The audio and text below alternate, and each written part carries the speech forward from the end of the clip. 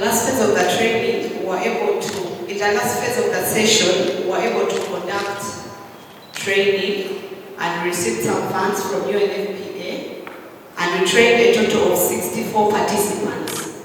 These participants were drawn from different directorates, and among them was the Criminal Investigation Directorate, the Directorate of Forensic Services, those are basically the SOCOs who process the crime scenes, the Child and Family Protection Unit, then Police Health Services, and the Directorate of Public Prosecution.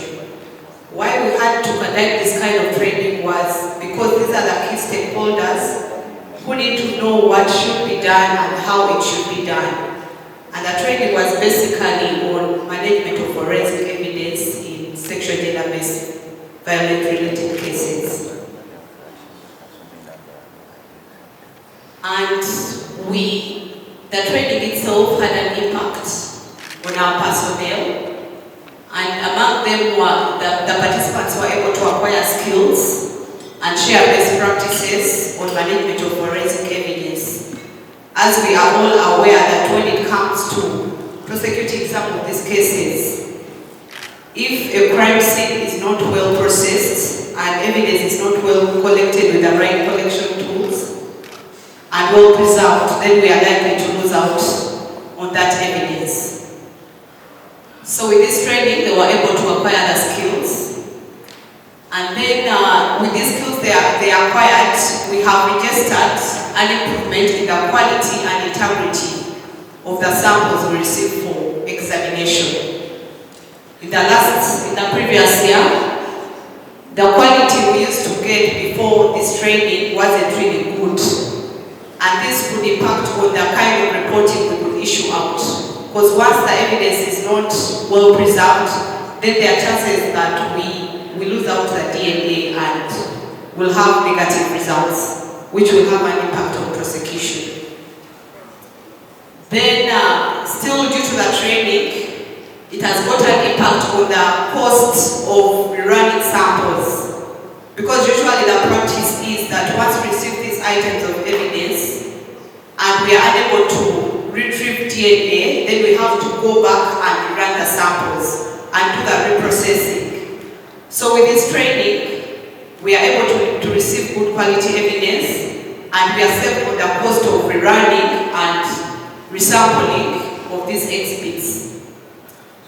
Then still from the training, we were able to have localized network and proper coordination while handling these cases.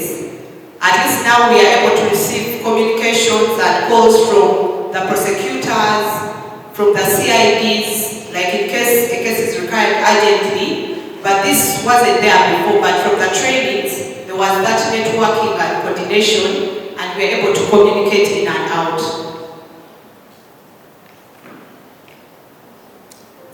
Then still, during the trainings, we conducted mood courts as part of the experimental learning techniques. And we created case scenarios whereby the so-called participants had to come in and retrieve evidence, and they were required to present this evidence in court. And from these mood courts, participants were able to get a feel of the court proceeding environment and also gain confidence. I think you can bear me witnesses, you always have challenges with the police when it comes to testifying in court, because we don't have this experience. So through the courts, participants were able to gain the confidence and be able to tender in evidence in court. Then participants were also equipped with knowledge and skills on proper case file management and some of the procedures covered, which included which kind of evidence is required, how to process the evidence, and this contributed to an improvement in investigation of cases to logical conclusion.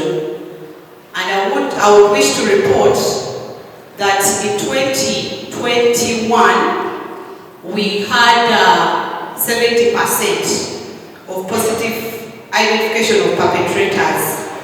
And this has raised to 75%. By positive identification, I mean that items which are submitted for analysis either matching with the suspect or the victim, and the suspect being answerable to that particular case.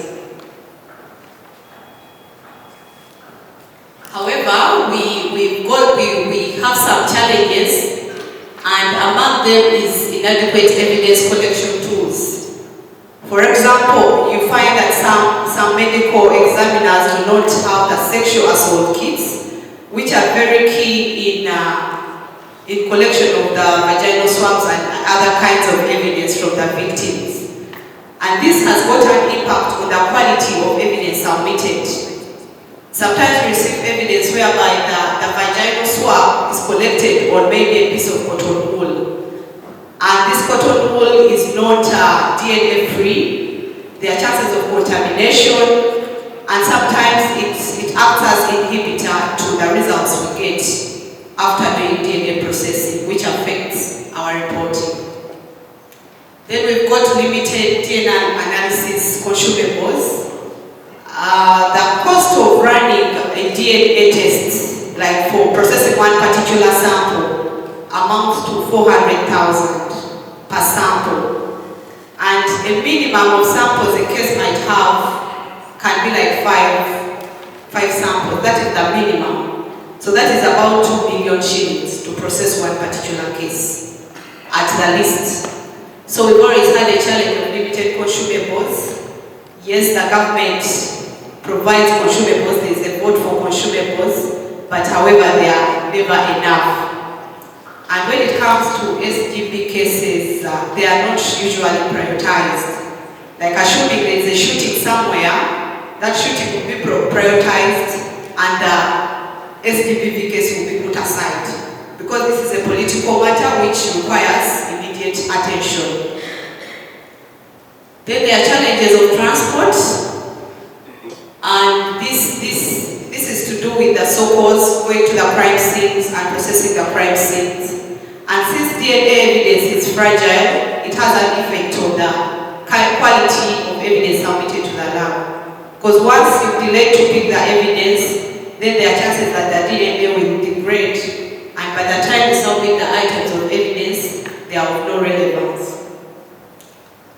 Then the issue of training and capacity building on collection and management of forensic evidence. This is very key, and we need to really embark on it, because if the scenes of crime officers, the CIDs do not know what quality of evidence to collect from crime scenes, then that will be a challenge. And how to collect it, what collection tools to use, how to preserve it, all that is very important. So we need to focus more on the issue of training.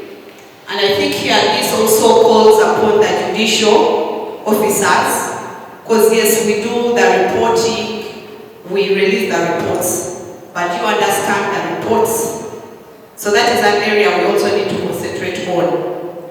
At least everyone should know, whoever is a player in this case, should know the results of the report, what the report means, and how to interpret the findings. Then there's also an issue of inadequate specialized equipment, like the storage equipment, the preservation equipment, where we also need to put more emphasis. Then on the issue of recommendations, there is need, I would recommend more investment in DNA analysis. As we are all aware that these cases are committed and there are always no witnesses to them. It is the statement of the victim and the statement of the suspect, of which the suspect, it's in rare cases that the suspect will admit that yes, I did this without any kind of evidence. So in most cases, the only available evidence is the DNA or the biological evidence. And with every contact, we are assured someone will always leave a trace. So we need to invest more in that, so that we don't lose out on these cases. And there's also a need to develop a strong evidence base to enable successful prosecutions by integrating high-quality forensic science into investigations. I believe in any case of sgbv, if there was a positive identification via DNA evidence, then it would be easier to successfully prosecute that case. That is why there is need to really invest more into DNA analysis, and also the issue of sensitization. Sometimes most of these victims, they are in areas which are hard to reach.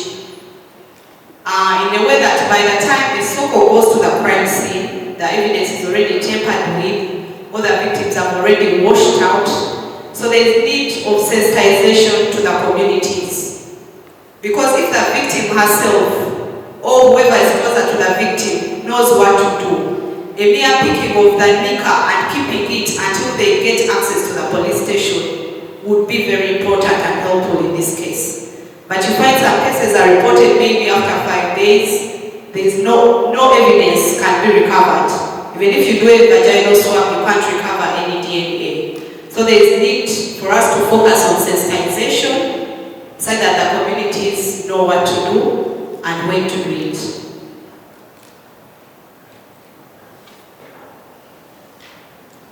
Then the other recommendation is to meet with the experts. This is very key. Prosecutors need to meet with the laboratory personnel who have performed the DNA testing in the case.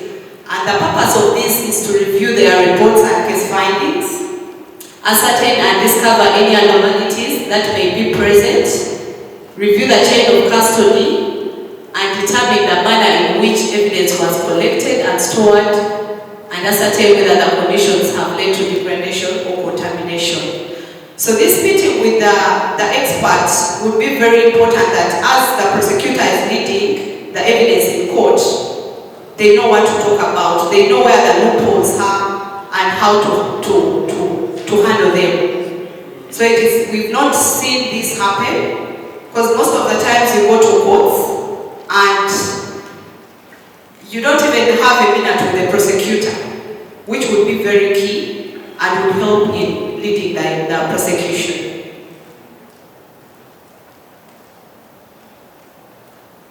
Then lastly, communication with the laboratories. Prosecutors who have a good understanding of the volume of work forensic laboratories manage, some cases might not necessarily be prioritized, as I had already highlighted on this. That a case might be needed, but because we have a lot of workload, we might not prioritize it. So there is need for that communication, and you let us know which cases are required and when they are required, so that we can prioritize them. And then we also have an issue of cases which have been resolved or played out.